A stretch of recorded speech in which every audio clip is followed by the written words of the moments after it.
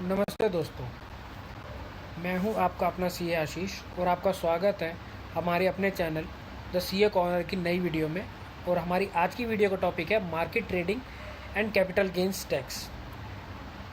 दोस्तों, ये आज का हमारा टॉपिक है। देखिए, बहुत इंपॉर्टेंट है लेकिन बहुत कंफ्यूजिंग भी है। Capital gain tax on market transactions. अब आप में से बहुत से लोग ऐसे हैं जो शेयर मार्केट में इन्वेस्ट करते हैं। कुछ लोग डेली ट्रेडिंग करते हैं, कुछ एफ&ओ करते हैं और कुछ लोग एसआईपी के थ्रू म्यूचुअल फंड्स में पैसा लगाते हैं। लेकिन जब प्रॉफिट होता है तो कितना टैक्स देना पड़ेगा, कैसे देना पड़ेगा, आईटीआर में कैसे शो करेंगे, कौन सा फॉर्म भरना है, अगर लॉस हुआ तो क्या होगा, ये सब चीज़ों को लेके कंफ्यूज रहते हैं। तो आज हम इस वीडियो में यही समझने की कोशिश करेंगे। हम ईच एंड एवरी एस्पेक्ट इससे रिलेटेड कवर करने की कोशिश करेंगे, बिल्कुल सिंपल तरीके से समझने की कोशिश करेंगे कि ये सब चीज़ों में हमें क्या करना चाहिए। तो चलिए बिना किसी देरी के वीडियो को आगे शुरू करते हैं। अब देखिए, सबसे पहले यह जानते हैं कि हम आज इस वीडियो में क्या क्या कवर करेंगे। देखिए, पहला है कि मार्केट में कौन कौन सी ट्रांजैक्शंस होती हैं, यानी किस तरह की ट्रांजैक्शंस में हम डील करते हैं। Stocks, F&O, mutual funds, bonds, ये सब तरह की चीज़ों में हम डील करते हैं। सेकंड होगा हमारा short term versus long term. इसे क्या कहा जाता है, होल्डिंग पीरियड, कि आपने जब वो असेट खरीदा और जब बेचा उसके बीच में कितना पीरियड आया, उसी से डिफाइन होता है उसका टैक्स रेट। उसको होल्डिंग पीरियड कहा जाता है। अब वो शॉर्ट या लॉन्ग कैसे होगा हम ये आगे जानेंगे। नेक्स्ट है टैक्स रेट्स।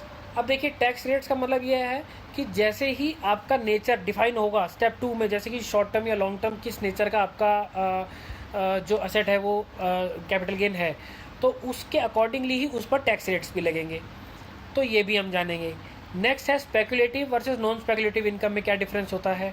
फिर नेक्स्ट है set of and carry forward, यानी कि अगर लॉसेस होते हैं विद इन 1 और 2 कैटेगरीज तो उनको अक्रॉस कैटेगरीज में हम क्या सेट ऑफ कर पाएंगे, नहीं कर पाएंगे, वो भी जानेंगे। और लास्टली ये समझने की कोशिश करेंगे कि हमें कैसे आईटीआर फाइल करनी चाहिए और क्या कंप्लायंसेस हमको आईटीआर के टाइम पर इसमें पूरे करने होते हैं। चलिए आगे चलते हैं। अब देखिए, सबसे पहले इसको डिटेल में समझने की कोशिश करते हैं कि मार्केट्स में होता क्या क्या है। देखिए, इक्विटी डिलीवरी। अब शेयर्स को खरीदना एंड रखना। देखिए, बाई करो, होल्ड करो और सेल करो। एसटीडी दोनों साइड लगेगी, यानी बाई पे भी लगेगी, सेल पे भी लगेगी। एसटीडी मतलब सिक्योरिटीज ट्रांजैक्शन टैक्स। यह आपके बाई करने के वक्त पे भी लगेगा, सेल करने के टाइम पे भी लगेगा। और कैपिटल गेन के रूल्स अकॉर्डिंगली अप्लाई हो जाएंगे, क्योंकि जो विद डिलीवरी इक्विटी डिलीवरी होता है वो इन्वेस्टमेंट होता है, माना जाता है, और उस पर कैपिटल गेन लगता है। नेक्स्ट होता है आपका इंट्राडे। इंट्राडे या फिर with in the day trading, यानी सेम डे में आपने बाई और सेल दोनों कर लिया। स्पेकुलेटिव बिजनेस इनकम मानी जाती है ये, इसमें इसको कैपिटल गेन नहीं माना जाता और ये डायरेक्टली बिजनेस की फॉर्म में आपका टैक्स लगता है, यानी कि इसको इससे होने वाली इनकम को कैपिटल गेन नहीं माना जाता, उसे बिजनेस इनकम ट्रीट किया जाता है और अकॉर्डिंगली टैक्स अप्लाई होता है। नेक्स्ट होता है एफ&ओ, यानी फ्यूचर एंड ऑप्शंस, जो कि आजकल बहुत लोग इसमें काम करते हैं। देखिए, यह नॉन स्पेकुलेटिव है, जैसे कि हम इंट्राडे या डे में देख चुके हैं, उसको स्पेकुलेटिव कहा जाता है। बट एफ&ओ को नॉन स्पेकुलेटिव बिजनेस इनकम कहा जाता है। यह भी बिजनेस इनकम। देखिए, दोनों में डिफरेंस सिर्फ इतना है कि एक स्पेकुलेटिव है, एक नॉन स्पेकुलेटिव है, बट नेचर दोनों का बिजनेस इनकम ही ट्रीट होगा। कैपिटल गेन इसको भी नहीं कहा जाएगा, इसे भी बिजनेस इनकम कहा जाएगा। और ऑडिट इसमें हमारी अप्लाई हो सकती है लिमिट, यह हम आगे जानने की कोशिश करेंगे। नेक्स्ट कैटेगरी आती है हमारी म्यूचुअल फंड्स की, यानी एसआईपी करिए या लॉमसम। तो इक्विटी म्यूचुअल फंड हो, डेट हो, या अलग अलग तरह के इनके सबके टैक्सेशन के रूल्स हैं। इक्विटी पे अलग, डेट पे अलग, और जो हाइब्रिड होंगे उन पर अलग। कैसे होल्डिंग पीरियड डिसाइड करना है म्यूचुअल फंड्स के केस में, ये भी जानेंगे। Bonds and debentures, government bonds हैं, कॉर्पोरेट बॉन्ड्स हैं, डिवेंचर्स हैं, इनको डेट इंस्ट्रूमेंट्स कहा जाता है। तो इस पे एलटीसीजी है तो क्या और लगेगा, और एसटीसीजी है तो क्या कैसे टैक्स अप्लाई होगा, ये भी जानेंगे। और लास्टली है राइट्स। इसका मतलब हुआ जो हमारे रियल एस्टेट या फिर जो इंफ्रा ट्रस्ट होते हैं, इनके जो इशू करने वाले बॉन्ड्स। अब चलिए इस वीडियो को आगे डिटेल में समझने की कोशिश करते हैं, इन सारे टॉपिक्स को। अब देखिए, सबसे पहले हम ये जानते हैं कि होल्डिंग पीरियड क्या होता है। देखिए, जैसा मैंने पहले आपको बताया अभी, होल्डिंग पीरियड का मतलब होता है एक ट्रेड या एक असेट क्लास आपने जब खरीदा, जिस डेट को खरीदा और जिस डेट को बेचा, उन दोनों डेट्स के बीच का जितना भी गैप होगा उसको हम होल्डिंग पीरियड कहते हैं। यानी कि आपने वो असेट कितने टाइम तक होल्ड किया अपने हाथ में, बस सिंपल टर्म्स में वही होल्डिंग पीरियड है। अब होल्डिंग पीरियड देखिए शॉर्ट टर्म होगा या लॉन्ग टर्म होगा। अब वो ये एसेट टाइप जो मैं आप स्क्रीन पे देख पा रहे हैं, इसके अकॉर्डिंगली हम डिसाइड करते हैं। देखिए अगर ये लिस्टेड इक्विटी शेयर्स हैं तो शॉर्ट, अगर 12 महीने से कम के लिए रखा तो शॉर्ट टर्म होगा, ज़्यादा रखा 12 महीने से तो लॉन्ग टर्म कहलाएगा। इक्विटी म्यूचुअल फंड्स भी सेम रूल है, अगर शॉर्ट टर्म अगर 12 महीने या उससे कम पीरियड के लिए होल्ड किया तो short term, otherwise long term. Debt mutual funds जो होगा वो हमेशा शॉर्ट टर्म ही रहेगा, उसको लॉन्ग टर्म नहीं माना जाता और इस पर हमेशा स्लैब रेट लगेगा। हमारे बॉन्ड्स डिवेंचर्स हैं लिस्टेड तो सेम रूल, यानी 12 महीने या उससे कम तो शॉर्ट टर्म, 12 महीने से ज़्यादा तो लॉन्ग टर्म। अनलिस्टेड शेयर्स हैं जो हमारी प्राइवेट कंपनीज़ के होते हैं, उनके अंदर में शॉर्ट टर्म जो है वो 24 महीने बोला जाता है, तो 24 महीने या उससे कम रखा तो भी शॉर्ट टर्म माना जाएगा, तो 24 मंथ से ज़्यादा रखा तो लॉन्ग टर्म माना जाएगा। इस तरीके से गोल्ड, सिल्वर और राइट्स वगैरह पे भी रेट्स आप सामने देख पा रहे हैं जो कि आपकी स्क्रीन पर है। मैं आपसे रिक्वेस्ट करूंगा कि इस स्लाइड का आप एक स्क्रीनशॉट ले लें ताकि आपको फ्यूचर के लिए इसको आप रेफरेंस में लेकर के आगे डिसाइड कर सकें।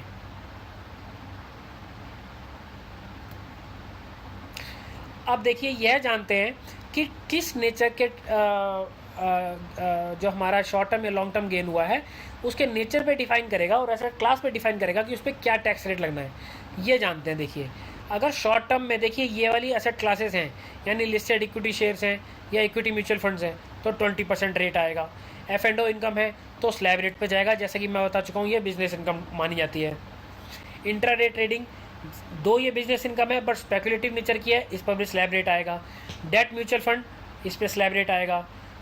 और अनलिस्टेड शेयर्स यानी जो प्राइवेट लिमिटेड कंपनी के शेयर्स होते हैं या अदर एसेट्स होते हैं, उन पर भी इनकम टैक्स ब्रैकेट के अकॉर्डिंगली स्लैब रेट आएगा। तो मोस्टली शॉर्ट टर्म गेन्स के ऊपर में ज़्यादातर स्लैब रेट ही लगता है, सिवाय इक्विटी म्यूचुअल फंड्स के, वो फ्लैट 20% से टैक्सेबल होता है। अब चलते हैं लॉन्ग टर्म की तरफ। देखिए लॉन्ग टर्म में सारी एसेट क्लासेस के ऊपर में 12.5% का एक फ्लैट रेट अप्लाई होगा, बस ये हमें ध्यान रखना है। शॉर्ट टर्म है तो ज़्यादातर स्लैब रेट लगेगा, सिवाय इक्विटी म्यूचुअल फंड्स के, वो 20% है। और लॉन्ग टर्म जैसे ही आपका कोई भी एसेट क्लास, चाहे वो लिस्टेड इक्विटी शेयर्स हो, इक्विटी म्यूचुअल फंड्स हो, लिस्टेड इक्विटी म्यूचुअल फंड्स हो, डेट इंस्ट्रूमेंट्स, अनलिस्टेड शेयर्स हो, गोल्ड सिल्वर ETF वगैरह हो, फंड ऑफ फंड्स हो, तो सब पर ये लॉन्ग टर्म होते ही हमारा होल्डिंग पीरियड 12.5% का टैक्स रेट लग जाएगा। अब चलिए आगे चलते हैं। अब देखिए ये कुछ ऐसे चेंजेस हैं जो हमारे बजट 2024 के अंदर में मेजरली ये लाए गए थे, जिसके बारे में हमें सबको पता होना चाहिए, क्योंकि उसके बाद से जो कैपिटल मार्केट की ट्रांजैक्शंस पर टैक्सेशन रूल्स हैं वो मेजरली चेंज हुए हैं। तो हालांकि हम ये चीज़ें पहले जान चुके हैं, एक बार इसको क्विकली एक बार समराइज़ कर लेते हैं कि STCG पे देखिए पहले जो था वो 15% का रेट था, अब 20% हो चुका है। LTCG पर पहले 10% था, बट जो एग्जेम्पशन लिमिट थी 1 लाख थी, अब एग्जेम्पशन लिमिट बढ़ा करके 1.25 लाख कर दी गई है, और टैक्स रेट भी बढ़ा करके 12.5% हो गया है। Debt mutual funds head LTCG with indexation, इस पर से अब इंडेक्सेशन हट चुकी है, स्लैब रेट फ्लैट लगता है। इंडेक्सेशन अब बाकी जितने भी एसेट क्लासेस हैं हमारी सब पे इंडेक्सेशन अवेलेबल है और उसके अकॉर्डिंगली टैक्स रेट लगता है। आप इस स्लाइड का स्क्रीनशॉट ले सकते हैं ताकि आप इसको आगे याद रख सकें, या आप चाहें तो वीडियो में दोबारा स्क्रॉल करके भी देख सकते हैं। अब देखिए ये जानते हैं कि इंट्राडे एंड F&O इनके अंदर में क्या डिफरेंसेस होते हैं। देखिए इंट्राडे स्पेकुलेटिव बिजनेस इनकम होती है, मैं ये आपको एक बार दोबारा रिपीट करता हूँ, है दोनों ये बिजनेस इनकम, दोनों बिजनेस इनकम है। इंट्राडे यानी with in the day trading और F&O दोनों बिजनेस इनकम है। डिफरेंस सिर्फ दोनों में इतना है कि इंट्राडे को स्पेकुलेटिव माना जाता है, F&O को नॉन स्पेकुलेटिव माना जाता है, अदरवाइज ये दोनों बिजनेस इनकम है। कैपिटल गेन नहीं है आता इन पे, बिजनेस इनकम की तरह इन पे टैक्स लगता है। अब टैक्स रेट कैसे लगेगा, इनकम के स्लैब के हिसाब से लगेगा, क्योंकि सिंस ये बिजनेस इनकम है तो जैसा हमारा नॉर्मल स्लैब रेट है, जिस भी हम स्लैब रेट में फॉल करते हैं, चाहे न्यू रिजीम हो ओल्ड हो, उसके अकॉर्डिंगली टैक्स लग जाएगा। सेट ऑफ लॉसेस देखिए ये जो इंट्राडे है यानी स्पेकुलेटिव इनकम है, ये सिर्फ स्पेकुलेटिव लॉस अगर होगा तो वो स्पेकुलेटिव इनकम से ही सेट ऑफ होगा, अदरवाइज नहीं होगा। वेयर एज F&O जो है वो normal business income, business loss होगा तो वो एक्सेप्ट सैलरी किसी भी हेड ऑफ इनकम से सेट ऑफ हो सकता है। कैरी फॉरवर्ड यहाँ के केस में स्पेकुलेटिव में 4 साल तक मिलेगा, वहाँ 8 साल तक मिलेगा। एक्सपेंसेस वगैरह जो अलाउ हो सकते हैं यहाँ पे मेंशन किए गए हैं, ब्रोकरेज, इंटरनेट, सॉफ्टवेयर वगैरह को हम कर सकते हैं। ऑडिट देखिए ऑडिट के केस में हम कहेंगे कि हमारा कब एप्लीकेबल हो जाएगा, तो 44AB यानी अगर हम प्रिजम्पटिव टैक्सेशन में जाते हैं तो 1 करोड़ से ऊपर हो जाएगा स्पेकुलेटिव में, वहाँ 10 करोड़ तक की लिमिट दी गई है। और अकॉर्डिंगली 44AD में 6% हम प्रॉफिट दिखा सकते हैं या एक्चुअल प्रॉफिट दिखा सकते हैं स्पेकुलेटिव में, और F&O के केस में हम जो भी है टर्नओवर के अकॉर्डिंगली हम डिसाइड करते हैं। अब चलिए आगे चलते हैं। अब देखिए ये जान लेते हैं कि एक बार कि लॉसेस सेट ऑफ यानी ये क्या होता है। देखिए नुकसान हो या फ़ायदे में उसको कैसे कन्वर्ट किया जाता है। देखिए हमें हो सकता है कि एक नेचर ऑफ असेट क्लासेस में डील करते करते लॉसेस हो सकते हैं, शॉर्ट टर्म हो सकते हैं, लॉन्ग टर्म हो सकते हैं, दोनों तरह के हो सकते हैं। तो ये डिपेंड करता है हमारी अपनी जो है एक्यूमेंट पे कि हम किस तरीके से मार्केट में डील कर रहे हैं, कि कितना हम प्रॉफिट कमा सकते हैं या अदरवाइज ज़्यादातर लॉस कमाते हैं, कैसे रहता है वो उस पर डिपेंड करेगा। तो अब देखिए शॉर्ट टर्म कैपिटल लॉस जो होगा वो किससे सेटअप हो सकता है, शॉर्ट टर्म और लॉन्ग टर्म कैपिटल गेन दोनों से। यानी शॉर्ट टर्म वाला जो लॉस होगा वो शॉर्ट और लॉन्ग दोनों से जाएगा, बट सैलरी इनकम से और बिजनेस इनकम से नहीं जाएगा। यानी short term capital loss capital gain से ही जाएगा, शॉर्ट या लॉन्ग, वो उससे सेट ऑफ हो सकता है। Whereas long term capital loss जो होगा वो सिर्फ लॉन्ग टर्म कैपिटल गेन से ही एडजस्ट होगा, शॉर्ट टर्म से भी नहीं होगा, सैलरी से भी नहीं होगा। यह ध्यान रखना है। कैरी फॉरवर्ड कितने साल तक कर सकते हैं, 8 सालों तक। यानी मान लीजिए 1 साल में हमने ट्रेडिंग करी और हमें लॉन्ग टर्म कैपिटल गेन हो गया, तो लॉन्ग टर्म कैपिटल गेन अगर हम अगले साल में जाके देखेंगे कि क्या लॉन्ग टर्म कैपिटल लॉस हो गया, सॉरी, और अगर हम अगले साल देखेंगे कि क्या हमें लॉन्ग टर्म कैपिटल गेन कोई हो रहा है, अगर हो रहा है तो उस एक्सटेंट तक हमारे को वो सेट ऑफ मिल जाएगा और उसमें अगले साल उतने भर के लॉन्ग टर्म कैपिटल गेन पे टैक्स नहीं लगेगा। अगर कुछ फिर भी बच गया तो उससे और फर्दर अगले साल में जाता रहेगा। ऐसे ये कैरी फॉरवर्ड होता रहेगा 8 सालों तक। 8 सालों के बाद ये लैप्स हो जाएगा और उसके बाद इसको कैरी फॉरवर्ड नहीं मिलेगा। अकॉर्डिंगली बाकी क्लासेस का भी मेंशन है। स्पेकुलेटिव लॉस स्पेकुलेटिव इनकम से ही जाएगा, नॉन स्पेकुलेटिव वो किसी भी बिजनेस इनकम से चला जाएगा, वेयर एज सैलरी से नहीं जाएगा। और बिजनेस लॉस जो नॉर्मल है, नॉन स्पेकुलेटिव यानी कि जो हमारा F&O है वो भी किसी भी हेड से चला जाएगा, सिर्फ सैलरी से नहीं जाएगा। तो ये मान के चलिए कि सैलरी इनकम से कोई भी लॉस सेट ऑफ नहीं होता। मैं फिर रिपीट करता हूँ, सैलरी इनकम से कोई भी लॉस सेट ऑफ नहीं होता, ये आपको हमेशा ध्यान रखना है।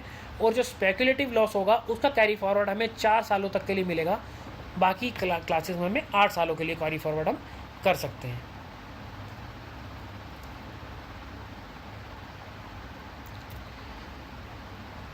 अब जानते हैं एक ऐसा टॉपिक, इस टॉपिक पर बात करने की कोशिश करते हैं जो कि आज का सबसे हॉट टॉपिक बना हुआ है। देखिए म्यूचुअल फंड टैक्सेशन। आज की डेट में ज़्यादातर लोग म्यूचुअल फंड में इन्वेस्टिंग कर रहे हैं। कोई SIP कर रहा है, कोई लंप सम कर रहा है, कोई अलग अलग तरह की म्यूचुअल फंड की क्लासेस में कर रहा है, कोई हाइब्रिड कर रहा है, कोई इक्विटी कर रहा है। मतलब तरह तरह की स्कीम्स और म्यूचुअल फंड्स अवेलेबल हैं मार्केट में। वो लोग उसमें बहुत ईजिली आज की डेट में उसमें इन्वेस्टिंग कर रहे हैं और उसको अपना सेविंग्स बिल्ड कर रहे हैं। तो देखिए यह एक अच्छी हैबिट भी है इवन, क्योंकि अगर ये आप म्यूचुअल फंड जो है आपको लॉन्ग टर्म जो आपकी जो वेल्थ क्रिएट करने में आपके लिए बहुत हेल्पफुल होते हैं। बट हमें इसकी टैक्सेशन के बारे में भी कुछ क्लैरिटी होनी चाहिए, ताकि हम आगे चल करके जब उसको हमें सेल करने का टाइम है तो हम एक इन्फॉर्म डिसीजन ले सकें। देखिए फंड टाइप के अकॉर्डिंगली मैंने यहाँ पर ये मेंशन करने की कोशिश की है कि किस टाइप का फंड होगा, उसका होल्डिंग पीरियड कितना रहेगा, लॉन्ग या शॉर्ट में रहेगा, तो उस पर कितना टैक्स रेट आएगा। देखिए इसको जल्दी समझ लेते हैं। इक्विटी म्यूचुअल फंड है। इक्विटी म्यूचुअल फंड क्या होता है, जिस ऐसे म्यूचुअल फंड्स जो कि 65% या उससे ज़्यादा का अपना जो उनका बास्केट है वो इक्विटी शेयर्स में इन्वेस्ट करते हैं, उनको इक्विटी म्यूचुअल फंड्स कहा जाता है। तो उनमें होल्डिंग पीरियड 12 महीने से कम, यानी अगर शॉर्ट टर्म है तो 20%, लॉन्ग टर्म है तो 12.5%, और अबव 1.25 लाख तक का वो हमको एग्जेम्पशन मिलता है सिर्फ लॉन्ग टर्म के केस में। हाइब्रिड है तो क्या रेट है, डेट म्यूचुअल फंड्स के केस में कैसे लगेगा। डेट म्यूचुअल फंड्स अगर हमारे देखिए 2 कैटेगरी में डिवाइड कर दी गई हैं कि अगर हमने 1 अप्रैल 2023 से पहले खरीदे थे या कि अप्रैल 2023 के बाद खरीदे हैं, तो दोनों में स्लैब रेट और होल्डिंग पीरियड डिफरेंट है।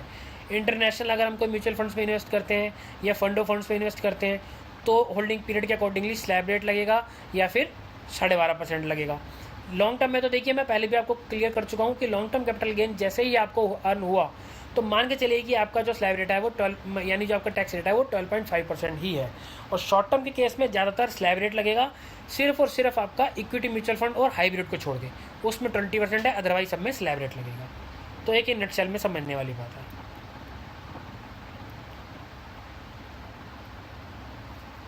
चलिए आगे चलते हैं। अब देखिए ये मैंने कुछ एग्जाम्पल तैयार किए हैं, इसके बेस पर हम थोड़ा सा इसको ईजी वे में इसको समझने की कोशिश करते हैं। देखिए एग्जाम्पल 1 करते हैं। मान लीजिए राहुल एक पर्सन है जिन्होंने जनवरी 2025 में रिलायंस के कुछ शेयर्स खरीदे थे 2 लाख रुपए में, और मार्च 2026 में उन्होंने 2,80,000 में बेच दिए। अब यहाँ हम क्लियरली देख पा रहे हैं कि जनवरी 2025 से लेकर मार्च 2026 के बीच में 14 महीने का जो होल्डिंग पीरियड है, और हम ऑलरेडी डिफाइन कर चुके हैं कि इक्विटी शेयर्स के केस में 12 महीने देखा जाता है होल्डिंग पीरियड, यानी अगर 12 महीने से कम तो शॉर्ट टर्म, 12 महीने से ज़्यादा तो लॉन्ग टर्म। तो ये लॉन्ग टर्म गेन हो गया 80,000 का। बट क्योंकि हमें लॉन्ग टर्म गेन के केस में 1,25,00,000 रुपये तक की एग्जेम्पशन मिलती है, तो हमारा इस 80,000 रुपये पे कोई भी टैक्स नहीं बनेगा, हमारा टैक्स आएगा नील। मान लीजिए अगर यही हमारा जो है वो 1,15,00,000 से ऊपर होता, तब हमें जितना पोर्शन 1,15,00,000 से ऊपर जाता उतने पे हमको 12.5% का टैक्स हमें देना पड़ता। एग्जाम्पल 2 में चलते हैं। प्रिया ने मान लीजिए निफ्टी फ्यूचर्स में 1.5 लाख का प्रॉफिट कमाया है और इंट्राडे ट्रेडिंग से 40,000 का लॉस कमाया। अब देखिए फ्यूचर्स जो है वो F&O हो गया, बिजनेस इनकम हुई, 1.5 लाख का प्रॉफिट हुआ, इंट्राडे यानी स्पेकुलेटिव 40,000 का लॉस हुआ। अब हम ऑलरेडी डिफाइन कर चुके हैं, समझ चुके हैं कि स्पेकुलेटिव लॉस स्पेकुलेटिव इनकम से ही एडजस्ट होगा, और इस अगर नहीं हुआ तो 4 साल तक का कैरी फॉरवर्ड मिलेगा। तो इसका मतलब ये 40,000 इस 1.5 लाख से एडजस्ट नहीं होगा, 40,000 हमारा कैरी फॉरवर्ड पे जाएगा और हमें 1.5 लाख रुपये पे स्लैब रेट के अकॉर्डिंगली टैक्स देना पड़ेगा, क्योंकि ये हमारी बिजनेस इनकम है F&O की।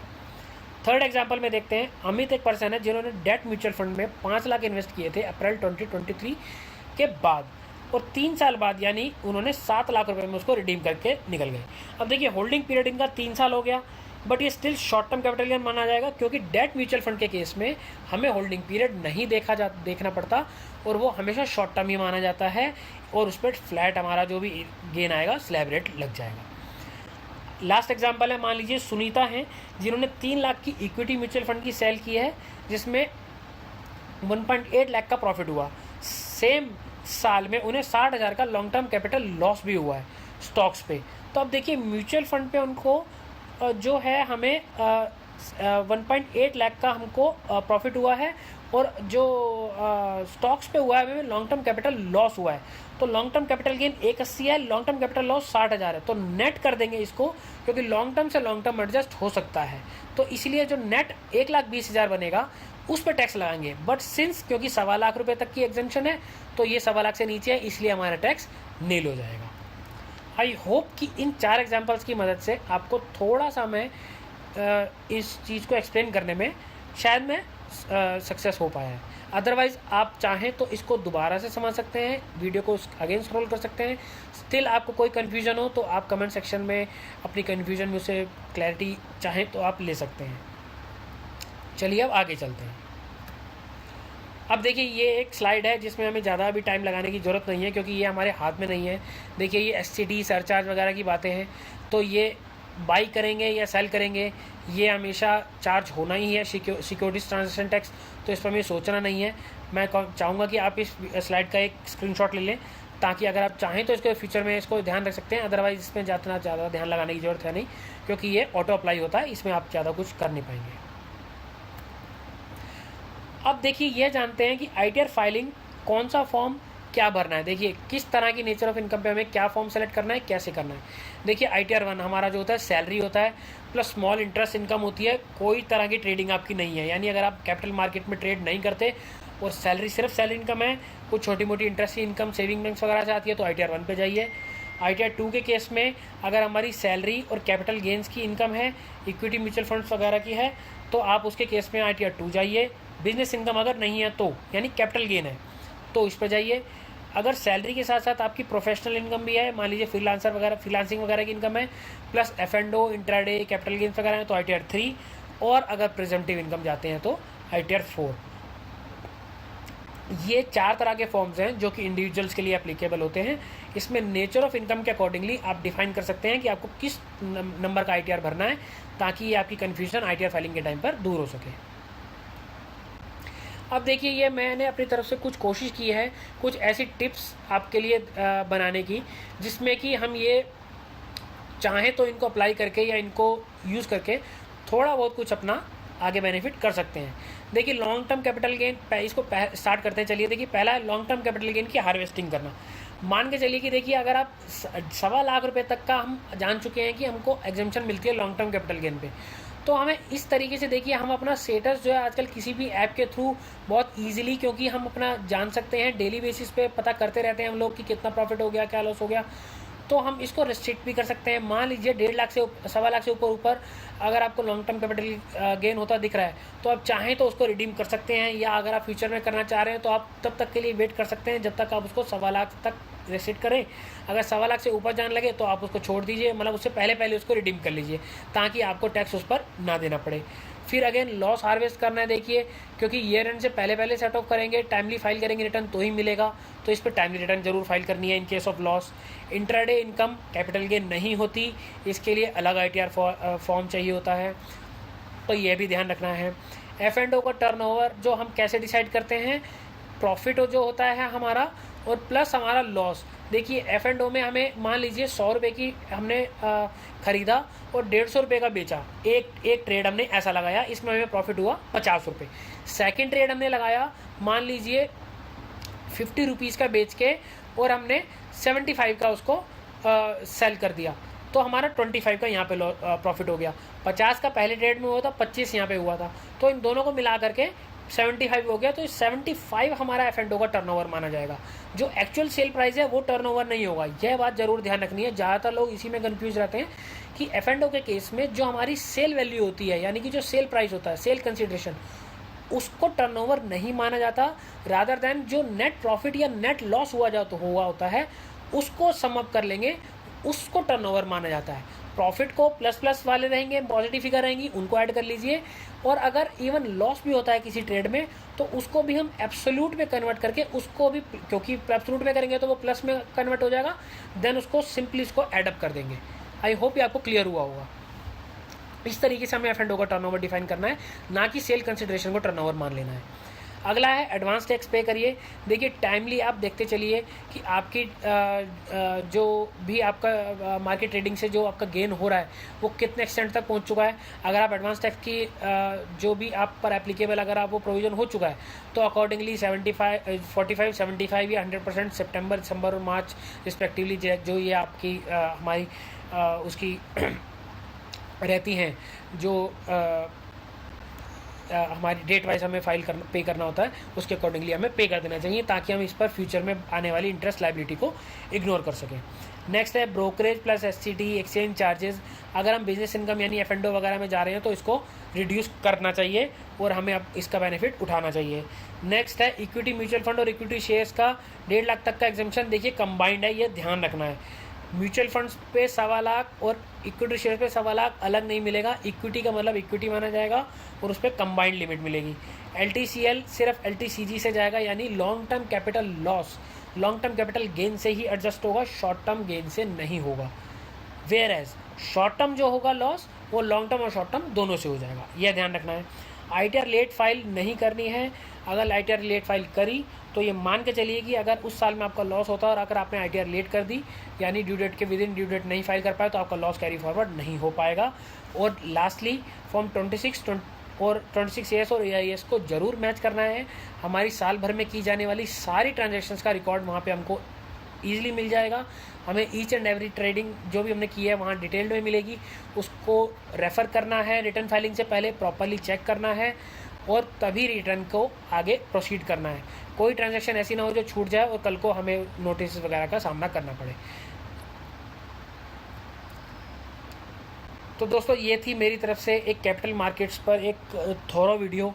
आई होप कि ये वीडियो आपको ज़रूर पसंद आई होगी। मैंने इसके अंदर में जो भी कॉन्सेप्ट्स थे उनको इजी लैंग्वेज में और बहुत आसान तरीके से समझाने की कोशिश की है। आई होप ये आपको समझ में आया होगा। अगर ये आपको कैसा लगा, अच्छा बुरा या जो भी लगा, या आपकी जो भी कमेंट्स हैं, जो भी आपकी थॉट्स हैं, प्लीज़ मुझे कमेंट सेक्शन में बताइएगा ताकि मैं उसको आगे अगर कोई क्वेरी हो तो मैं उसको सॉर्ट आउट कर सकूँगा। और अगर आपकी कुछ सुझाव या सजेशंस है तो मैं उस पर भी आगे आने वाली वीडियोज़ के ऊपर मैं काम कर सकूँगा। आई होप ये आपको वीडियो पसंद आई होगी। अगर ऐसा है तो इसे लाइक करिए, इस वीडियो को शेयर करिए और हमारे चैनल को सब्सक्राइब करिए ताकि ऐसे आने वाली फ्यूचर में इन्फॉर्मेटिव वीडियोज़ आप तक पहुँचते रहें। I thank you so much for watching.